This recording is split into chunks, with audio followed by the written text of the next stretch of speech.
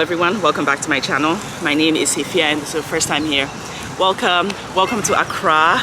I'm here for 4 weeks, so stay tuned. And yeah, so we're going to start with the Accra vlog now. Welcome to Accra, the capital city of Ghana and definitely the heartbeat of the country. I am here in Ghana for 4 weeks, traveling throughout the country to learn a little bit about food, history, and culture. These vlogs are mainly going to be video journals. There's not really travel vlogs where I can explain what's going on, but also my own personal experiences and the thoughts that I had throughout the trip. This was such a transformative trip for me. Lots and lots of things for me to think about, lots of questions that I had to ask myself, and I'm so excited to bring you guys along on this journey. So please stay tuned. There's gonna be a ton of vlogs. Make sure to give this video a thumbs up, subscribe, and hit the notification bell because I'm gonna be uploading a bunch of Ghana vlogs for the next few weeks. The cows in there. Yeah, inside. Not here, over there. Yeah.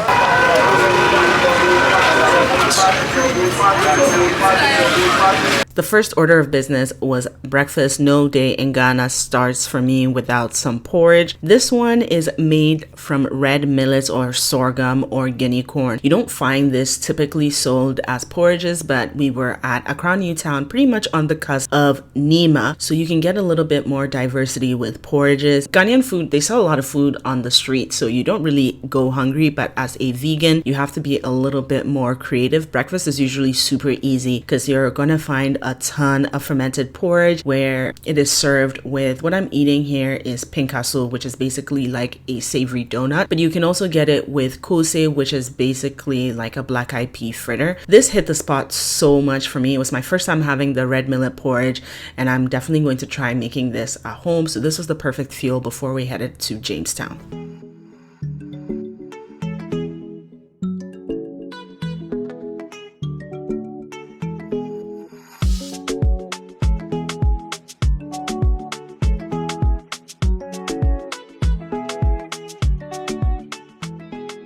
Our very first stop on this tour is Jamestown, which is known to be one of the historic parts of Accra. We actually parked at the Jamestown Lighthouse, which is a significant monument on the coastline in Accra. Across from the lighthouse is the James Fort. It used to be a slave fort where they had a slave market. They held enslaved Africans, and parallel to this road there's a tunnel that runs underground that would take the slaves to the point of no return, and I think that's the place that they've now made as the tourist center. Across from the lighthouse used to be a hotel that the British soldiers will stay in, and then our guide also took us towards where the chief's palace is. If you're not familiar with traditional governance in West Africa, a lot of towns have chiefs that pretty much preside over the town. This is where the chief is. He talked a little bit more about their history. He mentioned that as a people, their history starts in Nigeria. So when you look at the palace, it says that Alata Manche, and Alata is a popular Ghanaian term for Nigerians. So after the brief history tour, he took us through Jamestown. Jamestown is also known to be a place that grows a lot of boxing talent, but I was not here for boxing. That is another thing that this town is known for, and also a art festival called Chaliwati, but I think this year they actually moved it out of Jamestown, which is another story for another day. I guess when you hear about slaves, you don't really hear about Jamestown. Jamestown also is part of it. Yes. When you come to Accra and you didn't visit Jamestown, when you watch documentary, you can see me on YouTube. I make a lot of documentaries. Oh, that's nice. Even TikTok, you can see my videos on TikTok. International. Yeah, watching. Okay.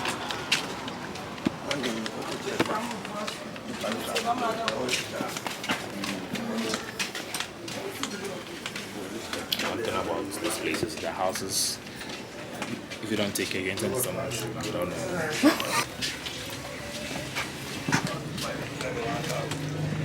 Good afternoon. Good afternoon. Jamestown is a typical Ga community. They eat a lot of banku, kinky, which are all made from fermented corn products. So the banku that we saw first is just fermented corn. You can also add cassava, but I don't think this one they added cassava. We also saw how they make kinky, which is quite a process. It is made by soaking and fermenting corn, grinding it, parboiling a bit of it, mixing it with some more fermented corn, and then cooking it for long hours. It's a lot of work and it requires a lot of energy and expertise and also muscle.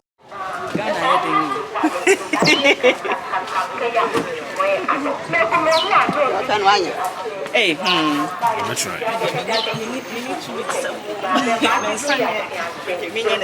Yeah, like you are stirring, like banku. No, you don't do it direct.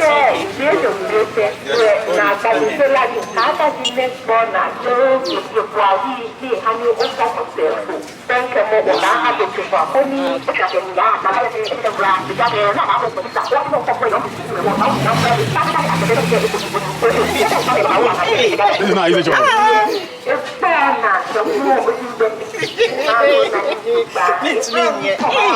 Everyone you do this for 2 days.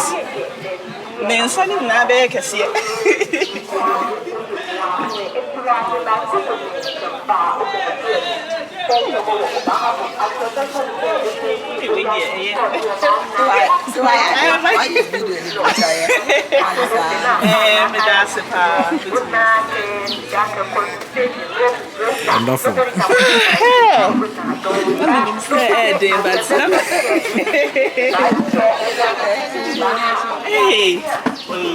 In Africa, people they are just this thing hard work. They are not get good payment.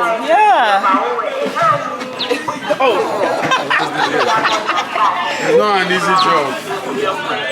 After our tour through Jamestown, we actually came back to the lighthouse for some cooking demonstrations. Again, it's very interesting that we could just casually go to the lighthouse. Just around the corner from us, people were actually washing their clothes and drying it there, which is very interesting because this is a monument that Ghana Tourism Authority promotes. But when you get there, it feels like it is not taken care of and no one cares about it beyond just the people in the community. So anyway, at this place, things were done on the fly. Auntie Enyonam, who kindly showed us how she makes the asana, came by to just describe the process to us. Auntie Enyonam has been doing this for decades. Asana is a fermented corn drink, which is almost like a local Coca-Cola, and the base of it uses a caramel sugar. Unfortunately, we didn't get to see the full process, so I'll just give a brief overview. Basically, corn is soaked and sprouted. Once it's sprouted, it is dried and pounded into a coarse powder, and then this is cooked in some water till it is well cooked. If it's not well cooked, you'll have diarrhea. But it's well cooked and the water turns into almost like a light brown. And then for the flavor and the color, a caramel is done on the side. So once the sugar has caramelized, the corn liquid is added in. Everyone does this differently. Some people actually make corn porridge and let it ferment for a bit and then add the caramel. Some people just use the sprouted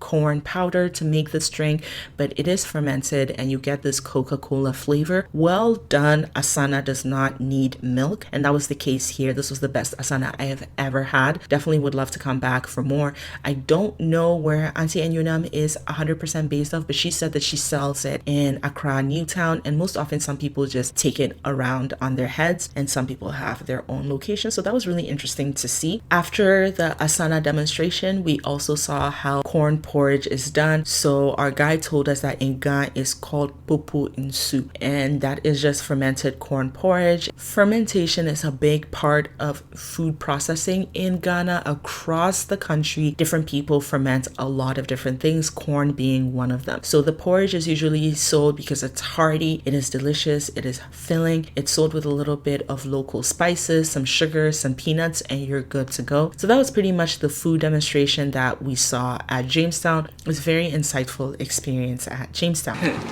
It's hot, but it tastes nice. For the first time in Jamestown. Popo in soup. I can't pronounce it properly. My accent is so bad. So following with our food tour, we went to Nima, and Nima is a really unique market in Accra because it offers a lot more of northern specialties. The people that live in Nima tend to be from the northern part of Ghana. They tend to be Muslim, but something that's very interesting is that the lingua franca in Nima market is actually Hausa, which is interesting because Hausa is not a traditional Ghanaian language. In fact, traditional Hausa speakers are from Nigeria and Niger, but historically there are a lot of Nigerians and Nigerians that moved to Ghana and they brought their language with them. So it is a very important language in Nima market, but the Hausa they speak is almost like a pidginized, broken version. That's local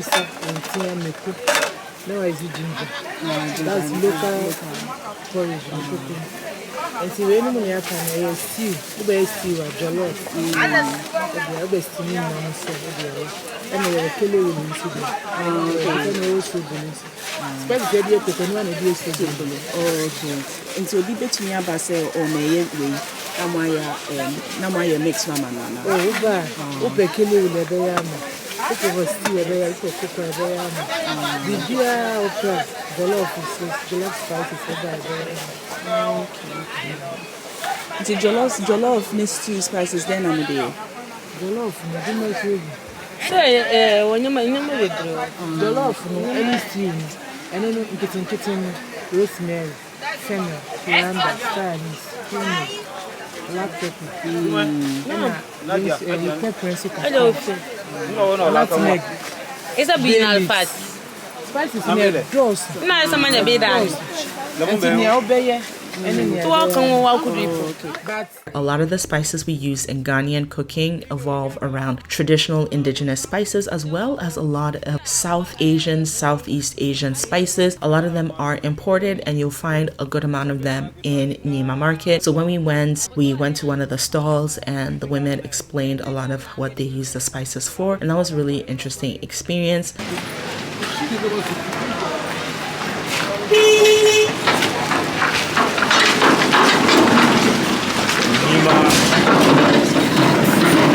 Just moving anyhow. And after that, we stopped for a drink. I wanted the opportunity to try different drinks. The great thing is that when you go, you can sample some of these drinks for free. You don't have to purchase what you sampled, and then you can decide what drink you wanted. I think I went with Samia, which is a spiced tamarind drink, also tamarind lamaji, and my guide went with Zomkom. I actually returned back to Nima with Torikubu Explores, and I do a full Nima street food tour. You can find the video on my Instagram or on TikTok. I will link it below.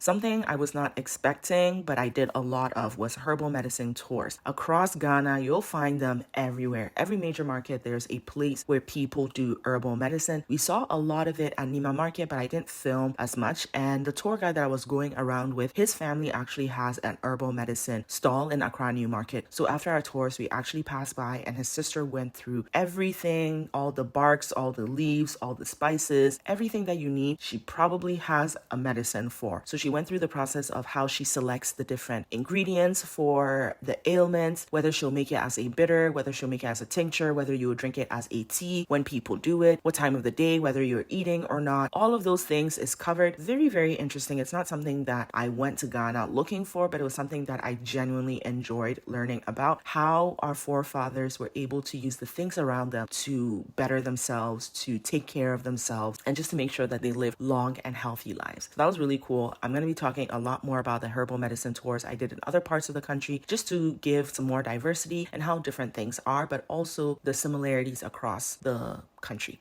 After the herbal medicine tour, we went to go and get something to eat. We went to a local restaurant. I was hoping we would go to a vegan restaurant per our itinerary, but change of plans. Asked them to take the fish out. They didn't. The only other vegan option was not available, so I had to do what I had to do and eat the food. Not my favorite option, but it is what it is. As a vegan traveling, sometimes some of these things happen and there's really not much you could do about it. So that was pretty much the first day of my Accra tour. Come back for the next video for part 2. It's going to be really interesting. Lots of history. I'm so excited. Make sure to give this video a thumbs up if you like this type of video. Subscribe to my channel and I'll see you in my next video. Bye.